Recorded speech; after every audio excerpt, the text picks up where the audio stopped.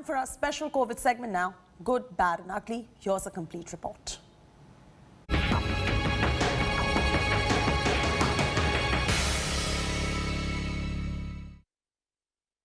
Here is the good news of the day.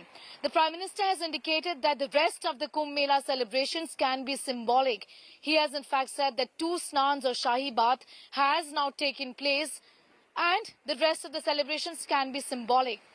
Is this a message from the Prime Minister to wrap up the celebrations early, which were due to be wrapped up by the 30th of April? And is this then going to go a long way in sending a message to the Uttarakhand government to then wrap up the celebrations?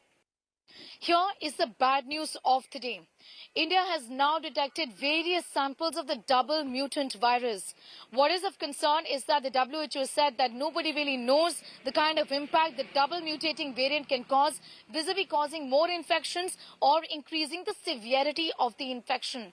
What we also don't know is whether the vaccines work against the double mutant variant. It's been seen in at least 10 Indian states and more. Outside of India, it's been seen in a handful of countries.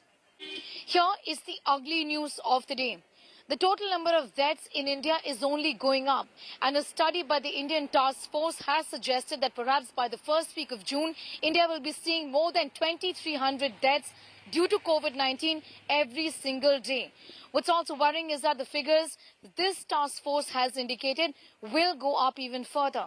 There are states now like UP, Gujarat and also Maharashtra, apart from Chhattisgarh, that are not just reporting a big surge in cases, but also a rather big jump in the fatality rate. And this is of concern, even as the recoveries now continue to reduce in terms of the percentage, falling below the 90% mark in India. Hi everyone, Preeti Chaudhary here. Hope you like this video. For latest news and analysis, like and subscribe to the India Today YouTube channel. And don't forget to press the bell icon to stay updated. Thank you for watching.